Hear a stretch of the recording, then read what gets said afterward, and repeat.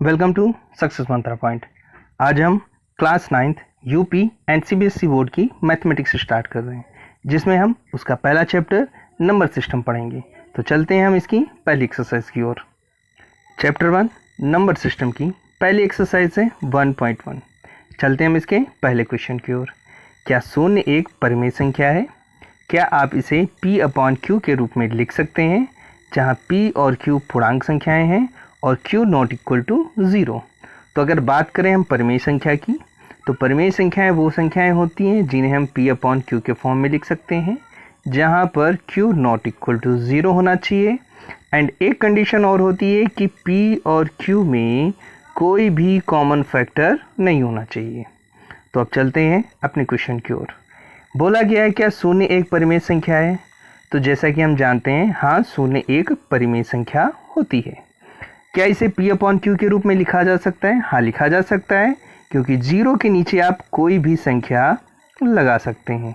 अगर हम 0 के नीचे कोई भी संख्या लगा सकते हैं तो ये हमारा p/q का फॉर्म जनरेट हो रहा है, जहाँ पर q नॉट इक्वल टू 0 है।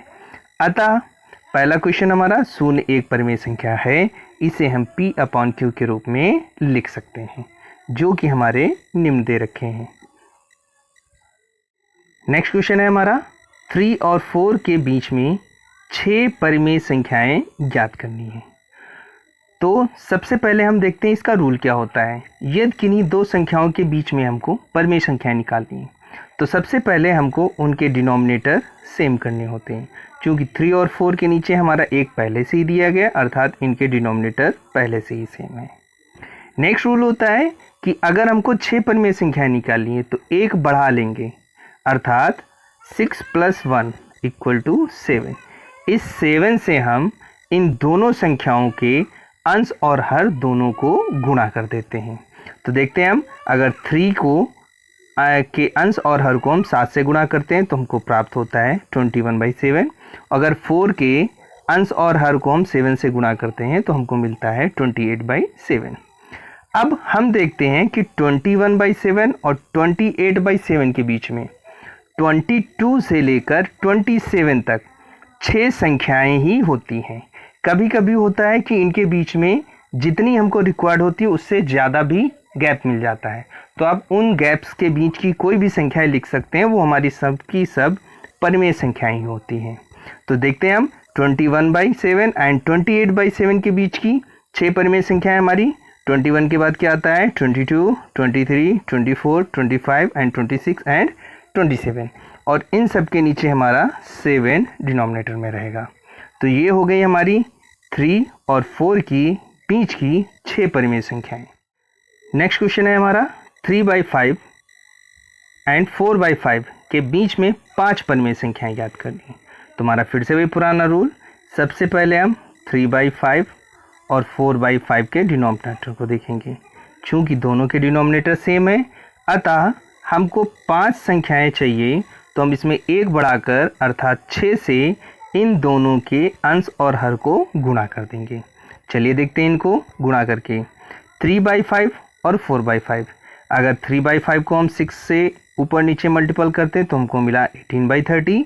अगर 4/5 को करते हैं तो हमको प्राप्त हुआ 24/30। अब हमको जो संख्याएं चाहिए वो 5 चाहिए। तो 18 और 24 के बीच में जितनी भी संख्याएं आ रही उनमें से हम कोई भी 5 संख्याएं उठाकर लिख सकते हैं। वैसे ऑलरेडी इनके बीच में 5 संख्याएं ही पाई जाती हैं। तो चलिए देखते हैं 18/30 और 24/30 के बीच की 5 में संख्याएं। पहली हो गई हमारी 19/30, फिर हो गई हमारी 20/30, नेक्स्ट हो गई हमारी 21/30, नेक्स्ट हो गई हमारी 22/30 एंड नेक्स्ट हो गई 23/30। अब ये संख्याएं हमारी 5 परिमेय संख्याएं हो गई जो हमको चाहिए थी। इनमें अगर कोई भी एक दूसरे में कॉमन फैक्टर मिल रहा है तो हम उसको आसानी से काट देंगे, जैसे 20 एंड 30। अगर हम इनके 0 को कट कर दें तो हमारा आंसर हो जाएगा 2/3। ऐसे अगर कोई आगे भी संख्याएं कटती हैं तो आप अपने हाथ से कट कर सकते हैं। ये हो गया हमारे इस क्वेश्चन का रिक्वायर्ड। नेक्स्ट क्वेश्चन है हमारा, दिए गए कथन सत्य हैं या असत्य, कारण के साथ अपने उत्तर दीजिए। तो चलते हैं अपने पहले क्वेश्चन की ओर। बोला गया है कि प्रत्येक प्राकृतिक संख्या एक पूर्ण संख्या होती है। तो सबसे पहले हमको पता होना चाहिए कि प्राकृतिक संख्या क्या होती है और पूर्ण संख्या क्या होती है। चलिए इनको देखते हैं। प्राकृतिक संख्या हमारी नेचुरल नंबर्स होते हैं जो कि निम्न है 1 2 3 4 5 डैश डैश डैश। ये हमारे हो गए नेचुरल नंबर्स। नेक्स्ट पूर्ण संख्याएं। पूर्ण संख्याएं हमारी होल नंबर्स होती हैं जो कि 0 से शुरू होते हैं 0 1 2 3 4 डैश डैश डैश। तो जैसा हम देख रहे हैं पूछा गया है कि क्या प्राकृतिक संख्याएं पूर्ण संख्याएं होती हैं। तो चेक करते हैं क्या सारे के सारे नेचुरल नंबर हमारे होल नंबर में है या नहीं है।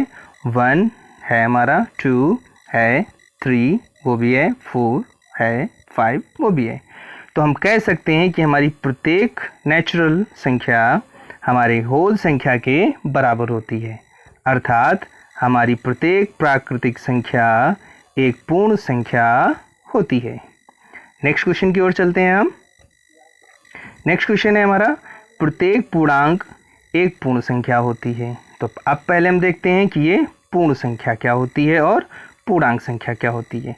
क्योंकि हम पहले ही देख चुके हैं पूर्ण संख्या को हम होल नंबर कहते हैं। तो हमारे पूर्ण संख्याएं होल नंबर्स कौन से होते हैं 0 1 2 3 4 डैश डैश।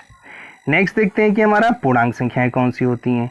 तो पूर्णांक संख्याएं हमारे इंटीजर्स होते हैं।